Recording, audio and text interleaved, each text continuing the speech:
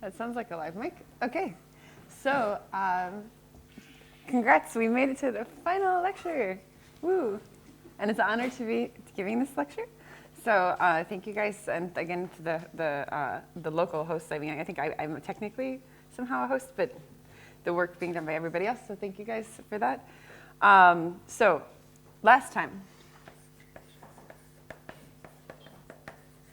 I guess this was 2 days ago now, we saw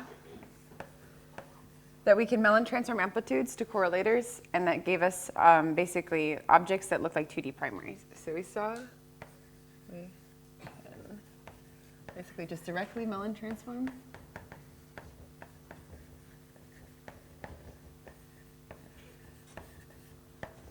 to 2D CCFT correlators. And so what that looked like is that we'd have these objects with some label for in or out, some conformal dimension, and spin.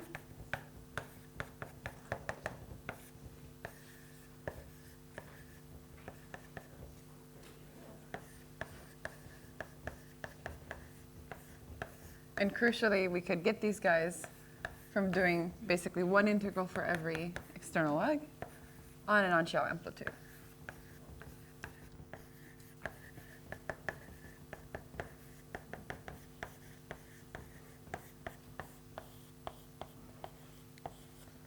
And so the goal of today is going to be that now that we have the simple transform and we've learned a bit about amplitudes from Tomas, we can basically do the integrals here on the right-hand side on the objects that we already know or on parts of the objects that we already know. For example, explicitly, say, soft limits or collinear limits or various features like that. And then try to extract CFT data because of this supposed dictionary that we're proposing. So today, we'll do just that. We're going to use our amplitudes knowledge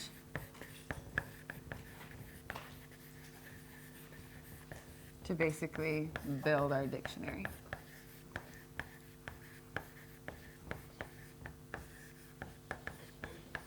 Okay, so then the outline in particular for what I want to cover, and then depending on how the time goes for questions, we can like freestyle. First thing is the spectrum. I want to add some comments there. The second thing is going to be the OPE. And so the point is that if I really did have a 2D CFT, you should be able to tell me the spectrum of operators, their operator product expansions, those coefficients in front of there. And so then all of the kinematics would be in the spectrum, the dynamics or the interesting physics is in these OPE coefficients. And then you would use the symmetries of the theory to give you the rest of it. And so basically, even though we might not have the most elegant way of either talking about like BMS blocks or whatever the analog would be, because we technically have more than the 2D symmetries, we can still start asking questions about trying to see what the operator product expansion coefficients are, if we trust that there will be some sort of description. So we can do the dumb thing of, okay, well, there's Lorentz invariance, so global conformal within this Virasoro symmetry. We see the superrotations within, say, BMS. And then similarly, Poincaré is somehow like between the global conformal and BMS. And each of those symmetry groups should have some analog of like either in the 2D CFT talking about global blocks or Virasoro blocks. And I feel like this is something where we don't have that technology just ready to go now. But by the time this celestial calibration is done, we're going to, like, hopefully we can treat all of the things in the equal footing as you would if you opened up like a text on lecture notes on normal CFT.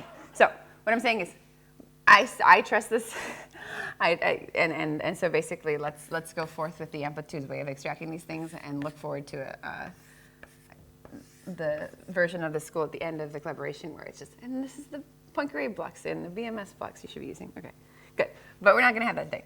So what I want to talk about the spectrum is, first of all, this notion of the soft limits as currents.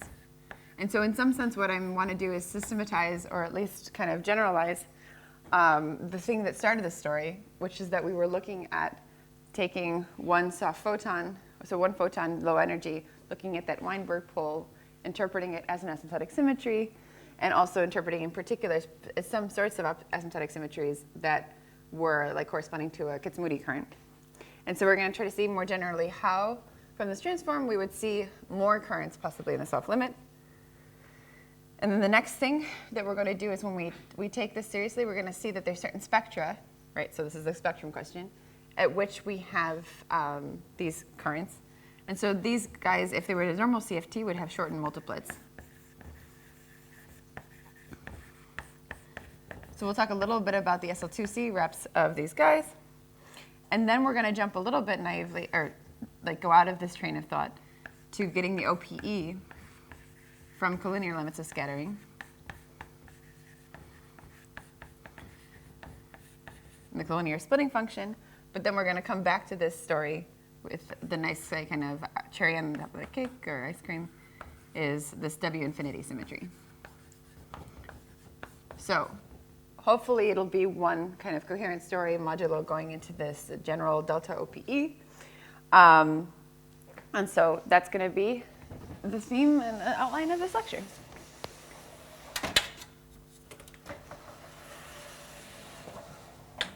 Okay.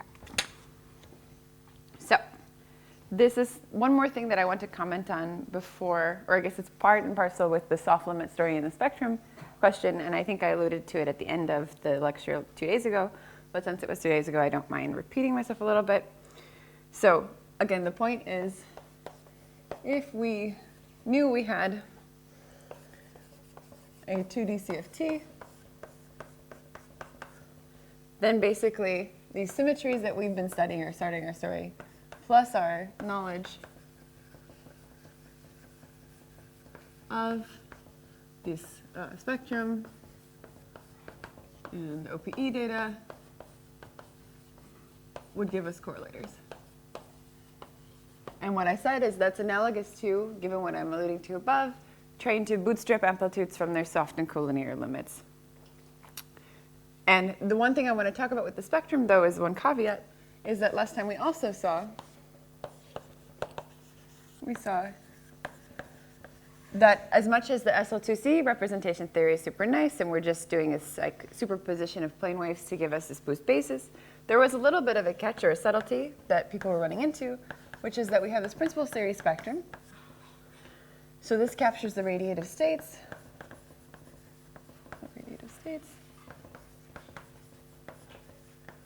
But we also saw that the operator P plus, so basically the light cone momentum that would be the analog of translating a particle along the generator of null infinity that it's reaching null infinity at, would move us off the principal series formally. And so I think that in hindsight, we're going to just understand this as like how this operator behaves on some particular principal series states, and then we have to really have wave packets or something with the smearing, and I don't know, what's the spectrum of various Hermitian operators? I don't know. There could be a real analysis question around making this not that big a deal, because the one thing we want to keep in mind is that the thing that we started with before we did this basis change is the standard Weinbergian induced representations of the little group for the single particle states. And so formally, all we're doing is taking superpositions of those things and then asking how that object behaves as a function or a distribution in the delta i's. And so we should be in the clear. But it is a bit confusing to just try to say, okay, we have this principal series spectrum, and then we know that one of these operators that we care about move us off the principal series. So one of the ways that we avoid it is we just view the amplitude that's been Mellin transformed as a function of delta and C. So basically here, we're going to kind of sidestep any these. We're going to look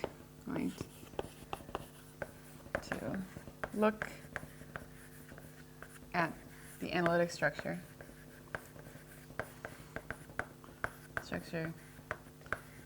of my amplitude for delta in the complex plane, or each of the delta i's in the complex plane. And so now we get to go to the fun part of the soft limits as currents, because in particular, we already know how the soft limit of an amplitude should behave. So let's define this A to be out S in, and look at one particle, maybe in the out state or whatever, going soft, there's going to be some Weinberg pole. Then there's going to be at tree level just now an order omega to the 0 piece plus dot dot dot.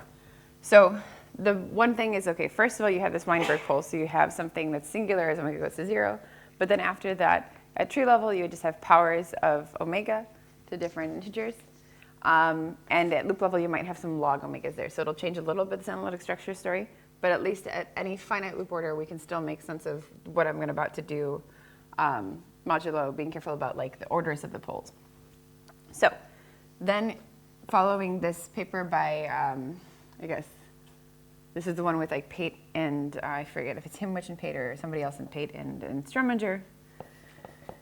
I feel like not Himwich, maybe Mariana. We're using the following guy.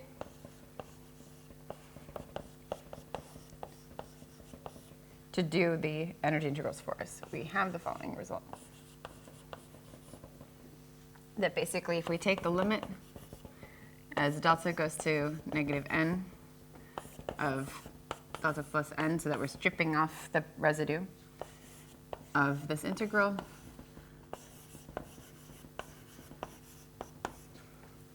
sum over k and omega k, okay, you get an. So what I'm trying to say is the following. So at tree level where I have this type of expansion and no powers of omega, then when I do the Mellon transform, I expect to have a simple pole at those, I guess in this case, it's starting at delta equals 1 and then going to the left of the principal series. And so then you would say that basically that residue is the coefficient in that soft expansion. And so we're basically saying that there is some way to extract the coefficients of this energy expansion from different values of the conformal dimension in this complex delta plane. And so you can have fun trying to think about what happens at when you have loop effects. And another nicer way of kind of seeing it is if I implicitly or explicitly impose an IR cutoff or a UV cutoff in this integral to make it converge, then I would again see this kind of pole structure. I might have some like double poles or whatnot coming from the logs. But basically, we want to say that the soft limit expansion turns into various poles at now different integer values of delta. And the same thing can kind of happen if you look at some of these papers trying to look at 4-point functions and intermediate boost weights. And there you can interpret various residues in the like sum over delta as being various like effective field theory coefficients. So it's nice to kind of see that there's these expansions that you have that were natural momentum space that basically now translate to data that you can extract readily from the celestial basis. So you're not making your life too hard. Okay, so what we've seen is that there exists poles at negative integer, like all negative integer delta, whose residues are terms in the soft expansion.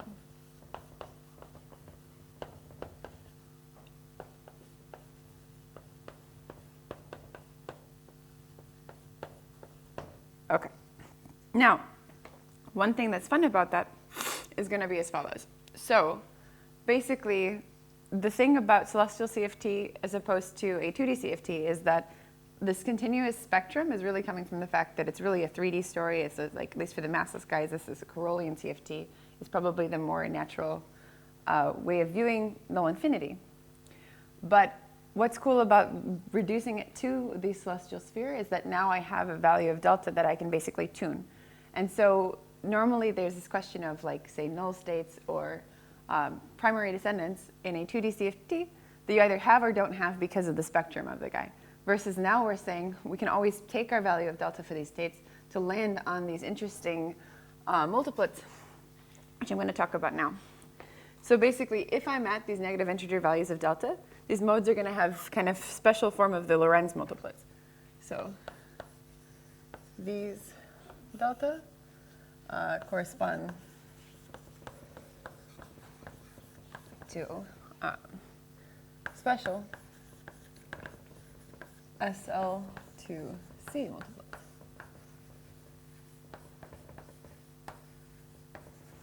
And so, for example, just using the algebra that we wrote down before, this Witt algebra, we have the following. So this is just an algebraic manipulation.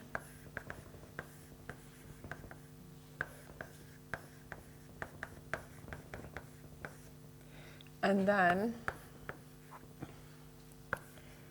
the reason why we want to use this is that if we said we're acting with L-1 as a descendant, so I have a state HH bar, and I told you before, I think hopefully I said it in this language, so this H is just 1/2 delta plus J, and J is the helicity of the particle, and delta is this boost weight that we've set up.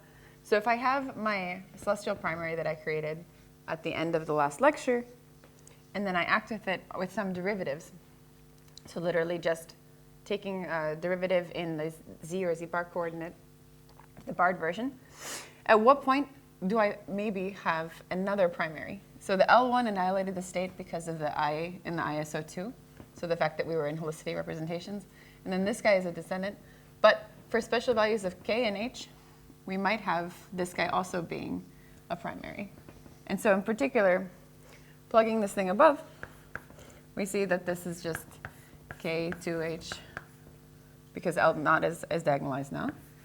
K minus 1, L-1 to the K minus 1 H bar. And so in particular, this thing is 0 when we have this particular relation that H is 1 minus K over 2 for K a positive integer. So basically, there exists a primary descendant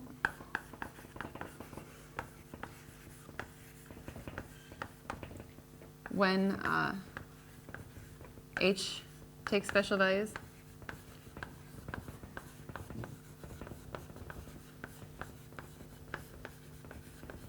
And on top of that, and in particular, we can tune to these values.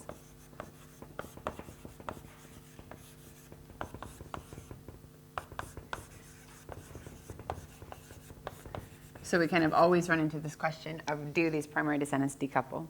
And so I want to draw one brief picture here before I go on to the next slide, just so, because sometimes people will be talking about various dressings and celestial diamonds or whatnot. And the point is just to keep track of the fact that it's not super scary to be dealing with where these different weights are. So if we have a state H bar that happens to have both a K and a K bar that are positive integers, for which this weight is then 1 minus K or K bar over 2, then you're going to have basically two set combinations of these. And the higher D case was worked out recently by Andrea and collaborators. And basically, this state here is going to be a while reflection in the 1. And you'll be reached by L-1 to the K, where K is this relation here. So for this way of H. And then similarly, this guy will be double viral reflection. And this will be a state with H minus H bar. And the cool thing about it is that basically, so this is a, like either, these are while reflections in the H or H bar, and then these guys are a shadow transform. So that's more, I don't think that's super useful for what we're going to do right now, except for the fact that basically you'll hear the words shadow transform or shadow transform appear in discussions of inner products being singular or not. And these light transforms, which basically flip you around this diamond, are going to be used to explain certain coefficients in the W infinity generators we're going to get to at the end. So I basically just wanted to point out that I can always formally do certain integrals that intertwine me between different reps of SL2C. And basically what is, it's not so scary, except for the fact that maybe how the translations act on these smeared states is going to not be obvious. And I just want you to keep in mind that there are these other kind of natural multiplets related by well reflections that in some special cases are actually just descendants of each other. So keep that, but don't worry. You forget it. So Okay. Yeah. P plus generates some transformation which changes Delta. delta. Yeah. Exactly. And we can generate a transformation to get, for example, this negative integer value. But it shifts, so you shift the other way. So the way to go down, sorry, so the one thing to keep in mind is that P plus would move you to the right.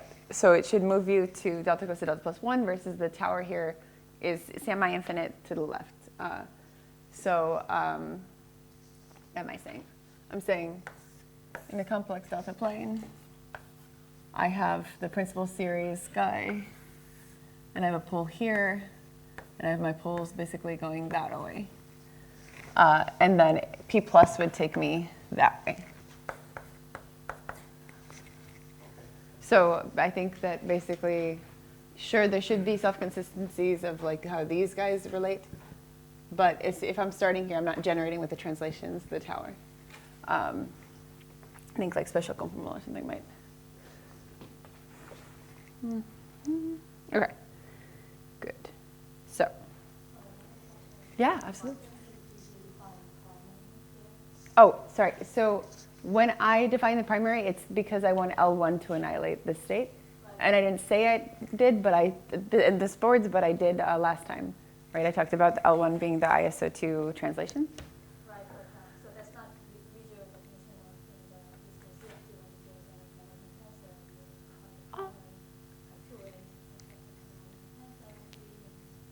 it goes This should be the definition of the primary when it comes to the operators at the North Pole, like or at the origin, right? So the primary that you're thinking of is basically the operator product between the stress tensor at a point and an operator at another point. And then what that translates to in the 2D language for the just the global guys will be the condition that like L1 and L1 bar annihilate the state, and then that L0 diagonalize. That's it. Okay. Good, good, good. Okay. But no, I love the questions because it also keeps me on time. So it's good. So now what we're going to do.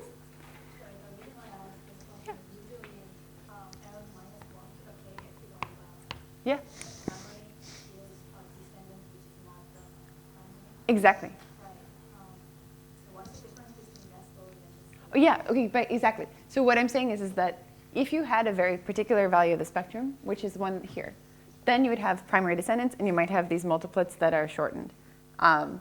But there's no reason to expect that if you just gave me a 2D CFT, that my spectrum would be such that there's these primary descendants. So the weird thing about celestial CFT is because I'm looking at the amplitudes as a function of these delta, I can take delta to the values where there are primary descendants. And we're going to see that come up when we talk about the OPE, because then we're going to see that, okay, you have this OPE for different deltas, and it actually closes if I just look at the residues. And so then now I can ask the question, can I be so bold and say that those primary descendants vanish? And look at basically a kind of truncated set of operators that capture the OPEs of different, like say, positive helicity gravitons coming near each other, and then extract kind of this W infinity algebra from it. So the fact that like we're going to end up looking at these integer values of delta where there are these shortening conditions that might be natural, and that's going to be a weird thing about celestial CFT. Yeah. L2? I'm not talking about L2. No, we're not doing anything with soft gravitons, right? No, this is just the global part. I see.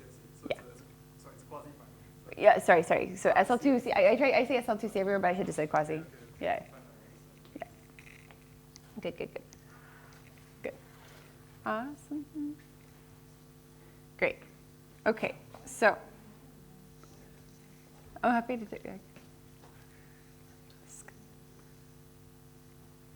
No, this is actually good because now I'll be like making sure, because I have exactly six boards, and I've learned from the last couple lectures 6 boards is not quite an hour, but it's perfect number of boards.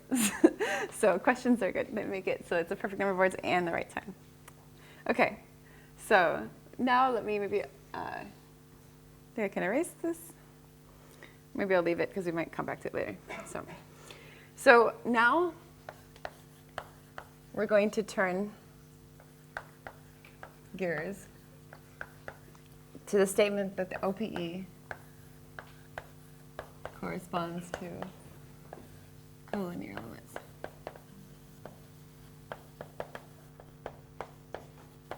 Oh, scattering.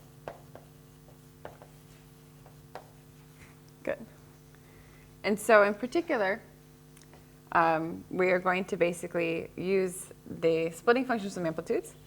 And so if we take the limit as Zij goes to 0 of some endpoint amplitude, particles 1 through n, then this guy in that collinear limit will go to a sum over different contributions, possibly, of the form.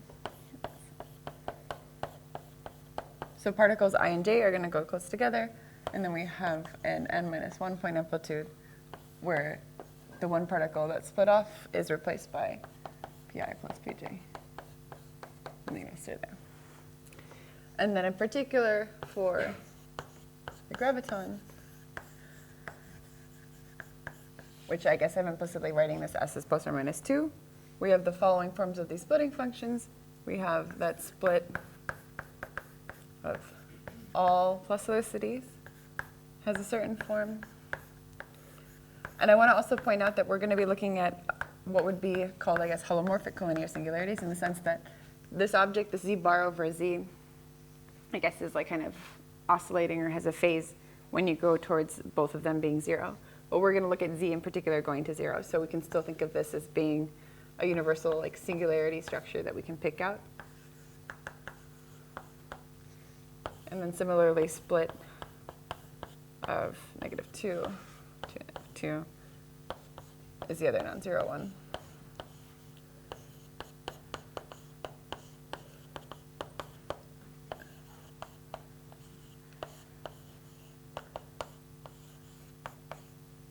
And so the point is that these splitting functions have some kind of universal like structure of like this pole in z. So it's as you approach having basically some amplitude, something else going on, and then these two legs, so I and j, splitting off into the sum guy p, where p is the sum of pi plus pj. Basically, in this collinear limit here, we have a pole in the zij. There's something that makes the helicity match up with the z bars here, and then we have powers of the omegas. And the nice thing about it is that we can explicitly just take this part of the amplitude, the part coming from the splitting function, and then perform our Mellin transform on that. And then we get a statement that in the celestial basis, what the collinear limit now should be an OPE. So we're going to explicitly just take this, like that setup, and this splitting function, and use our Mellin map.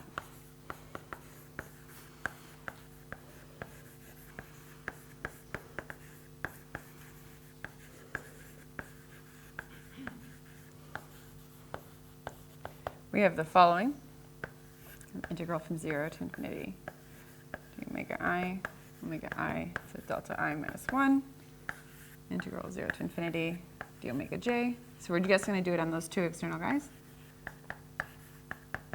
We're going to do that to our splitting function. We'll look at the one with the all same helicity. And then the rest of the amplitude is there, but we don't care because we're doing the integral only on I and j right now, and we're going to plug in the fact that this is the sum. And so basically we'll see that what I want to say is the part of it that is going to go into the sum, which is going to be the sum of the two energies here, is something we're going to split out by doing the following change of variables. So we're going to basically let omega I be some simplex parameter t times this omega p, which is going to have, this guy is going to depend on omega p. On omega p, but not t, crucially. And then omega j is 1 minus t omega p. And now, basically, just change your variables to these simplex variable t, and we get the following thing. So this guy should be negative kappa over 2. We don't touch the z dependence. And now we have an integral here.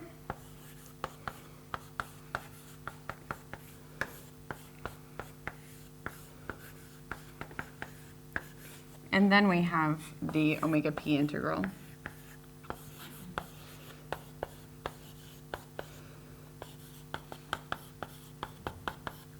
And then, so the nice thing about it, so this is the rest of the amplitude, which depends on now the momentum that is the sum of the other two. And it's also in the Mellon basis, so we basically now have some particular weights for that guy.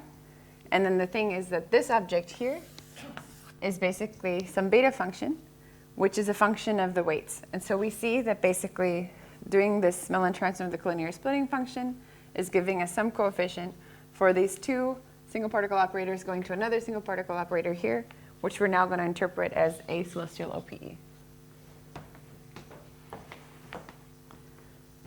Right. So if the point was that as two operators go near each other, there's some universal form for the coefficient of another operator in that expansion, then we're seeing that as we take the zij's to be small, so this holomorphic collinear singularity, we have the following structure of a celestial OPE. So collinear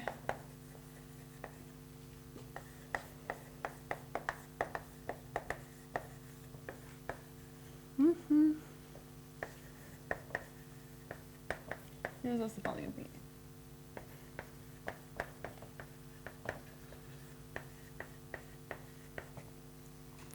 Okay. We have one graviton with spin 2 at Z1. And we have another one, again with spin 2 at Z2. And we're just taking those coefficients and doing that integral to get the beta function.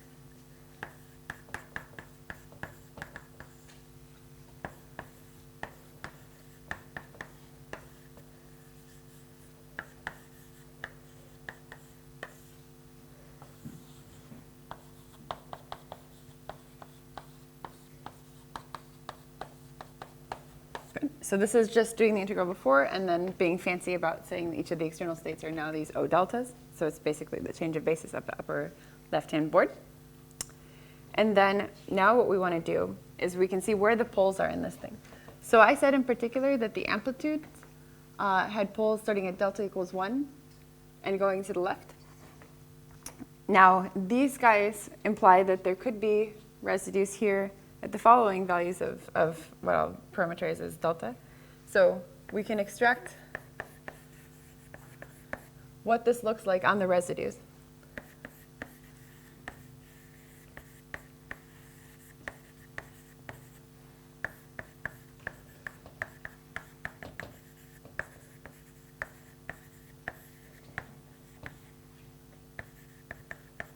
For k is 2, 1, 0. One, so there's one extra term here where there could have been a pole, but there just happens to not be a tree level. And in particular, we see that our OPE closes in some sense among these soft currents.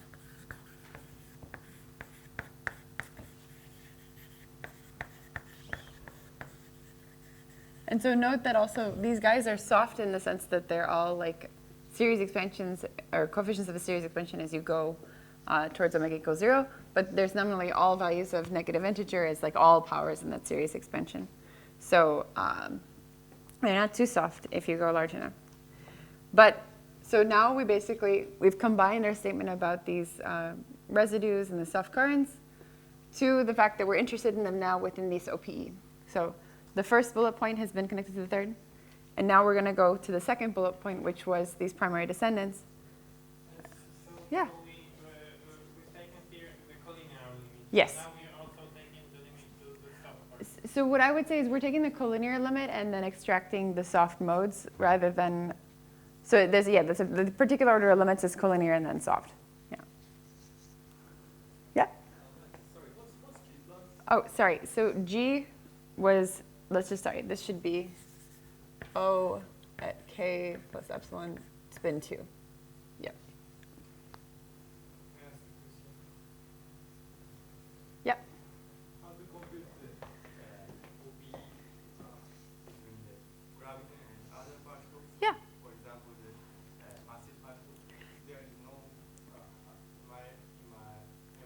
Collinear singularity, yeah. Yeah. So what there ends up being, though, is that that's not necessarily true for the boost spaces. So the thing that I have kind of been able to push under the rug is that right now I only have a 1D integral, so I'm just changing out the energies for the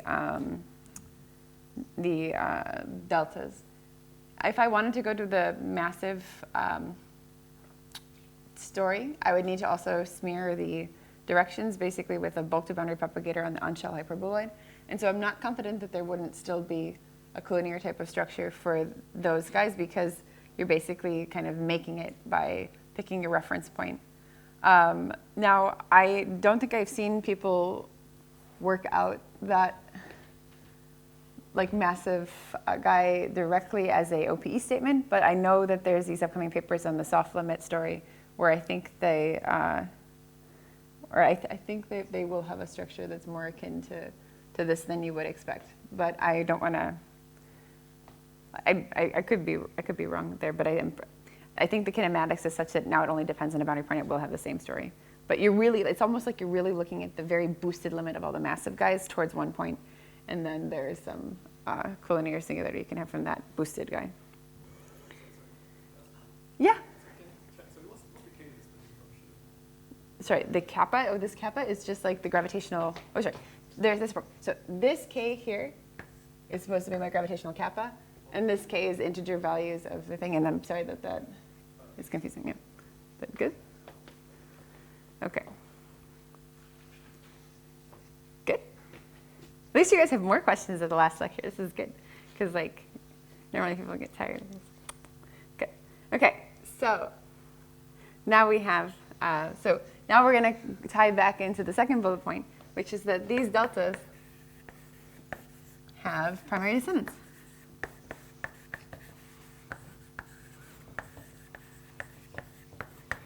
So what this inspired Andy and friends to do is to say that those primary descendants, the couple, which is a little bit not obvious for this theory that we're actually interested in because of funny hermiticity conditions on the Lorentz generators as compared to in a radially quantized 2D CFT, but people have been trying to work their ways around that.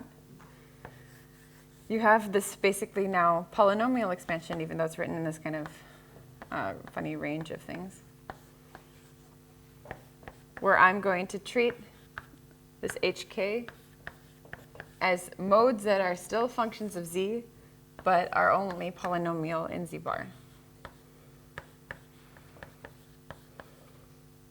So maybe this isn't the cleanest way of writing it, but if you look at the ranges here of n, you're going to see that this basically is only positive powers of Z bar, or I guess there's one term that's just Z bar to the 0.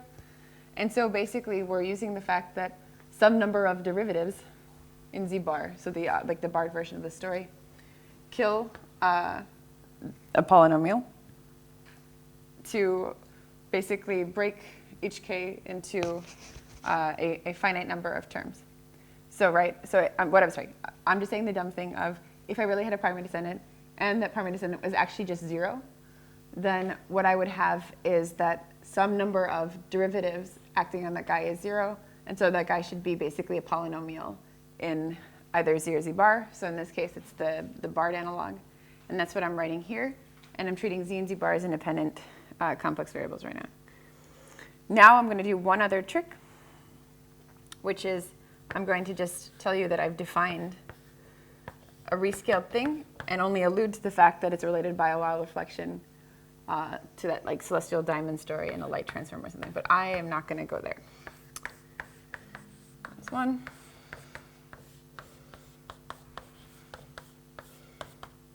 And the reason why Andy and friends do this rescaling, or I guess just Andy in this case, is that he wants to create an algebra from these collinear singularities, basically from this Z12 pole, and then identify that algebra as something that people know. And so what we're going to do now in this final chalkboard is we're going to take that OPE. We're going to now basically define a radial commutator.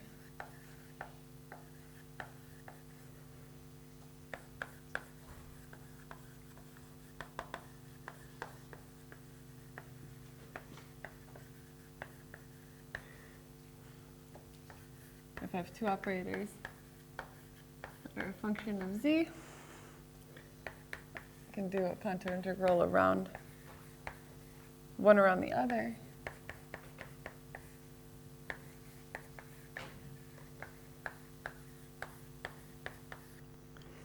And so the claim is that if I use this radial commutator and I plug in those mode expansions in that OPE, we get the following thing.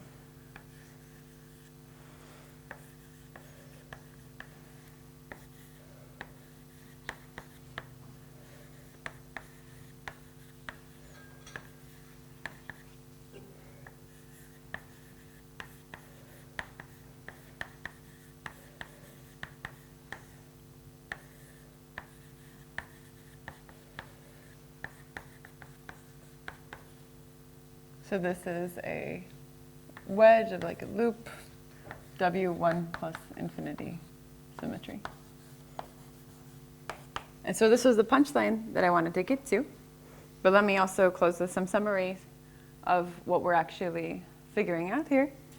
So we've seen the following. Our asymptotic symmetry group gave us angle-dependent infinite symmetry and number of symmetries. And by that, we meant the angle dependence in the sphere for, say, supertranslations or the large gauge transformations. And in particular, we saw that we could pick particular holomorphic guys and give us objects that look like currents in a 2D CFT. And there was also a stress tensor that led us to want to look at the rest of the operators being in this 2D CFT. Now we see that if we take the 2D CFT construction seriously, and by which I mean two things. The first thing is saying that the collinear limits should be in OPE, and the second thing would be trying to do kind of these shenanigans with radial ordered quantization. We see that collinear splitting function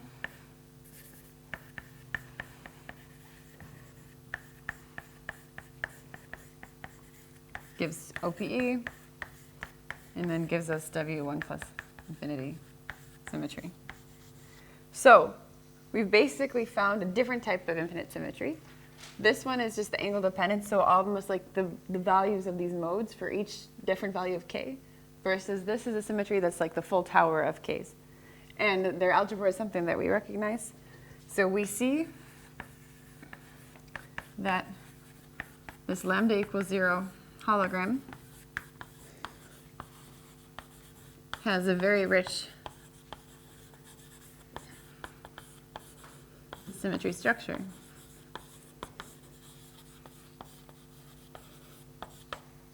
And then let me put the punchline at the very bottom of this thing. So my invitation is the following. So by joining forces, twistor, Carroll, amplitudes, and bootstrap, amongst other programs, forces, we can exploit it.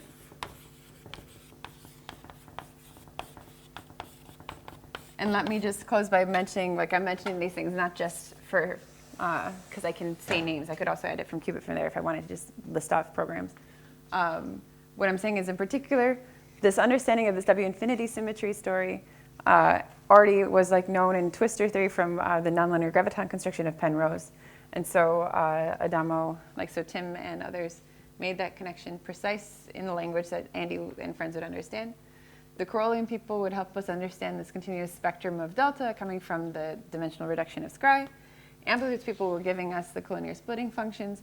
And then bootstrap would be the point of trying to see, okay, now we have all these symmetries. Can we decouple the symmetries from the dynamics? And so that's hopefully what it will be useful for. So that concludes my lecture. Thank you, guys.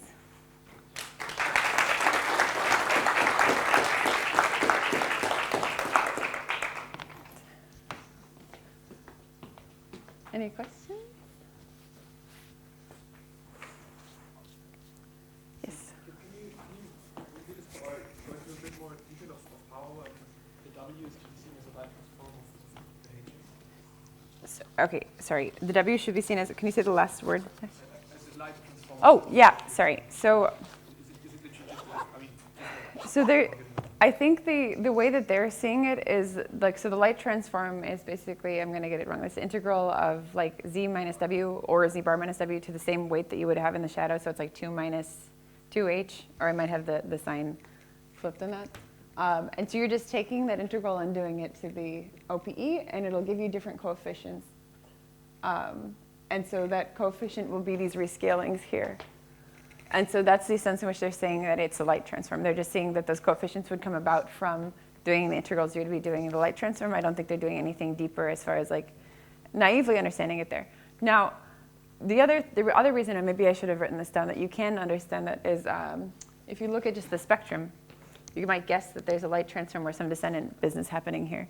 So this has nothing to do with this slide here, but say I basically have this, say this is delta going more positive this way, and then this is spin. Then I have, say, -2 or +2 guys, and I have a bunch of primary descendants at delta equals 1, 0, da, da, da. These are my poles. And so when delta equals, I guess, so this is 1, 2, 3, basically they're going to be some, trying to think of the story, the primary descendants go this way.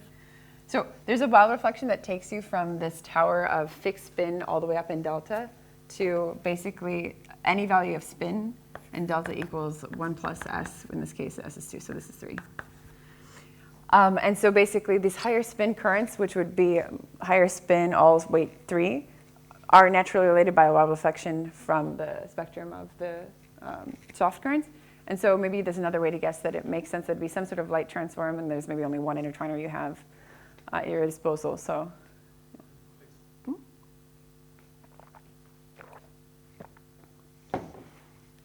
think I've heard that this OPE is non-associative. Is that correct?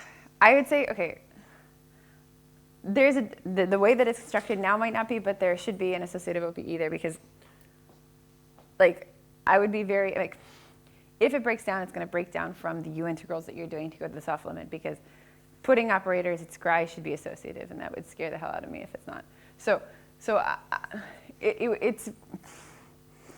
Yes, they say so, and they say that it only breaks down or doesn't work for certain EFTs, and then in others it's fine. But I think that they're probably making some assumption about other operators, like not appearing in the OPE, and that in the end everything should be associative, because at null infinity I expect things to be. But yes, you're hearing the right claim, and I would say I think they're missing something. But you write it down, certainly is associative. oh no, but they want to do it again, and then they want depending on the interactions, you'd have different functions there, and the people are saying that they that if you do consecutive collinear limits in different orders, that they don't. Yeah. So maybe it's something Yeah. like that. So, what if in theory it's like a topic, but like, you don't have this source? I mean, Yeah. but it's your splitting. That's why I think you need to have higher particle operators, and so we're working a little bit on that better. Right, so if you take this story seriously, then I'm saying that there's a 2D CFT operator for every state in my Hilbert space in 4D. And so with Justin Culp, we're playing around with that fact in the statement then being that, okay, I just want to write down an operator corresponding to every state in my Fock space, because I'm doing perturbation theory in the bulk. And so that would imply that the spectrum includes not just these single particle operators, but multi-particle ones. And then you'd be more readily able to look at a 4-point interaction vertex as basically pairing, say, 2 particles and then 2 single particles.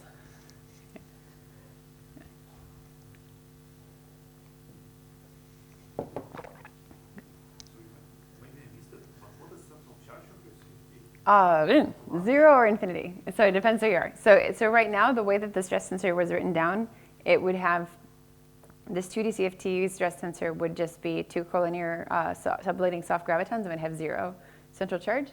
But then you can, you could try to add in some sort of goldstone mode and have like an IR cutoff dependent central charge that would basically go to infinity. So infinity is better, yes, but you have to define the central charge, the stress tensor slightly differently than that. Good, good, good.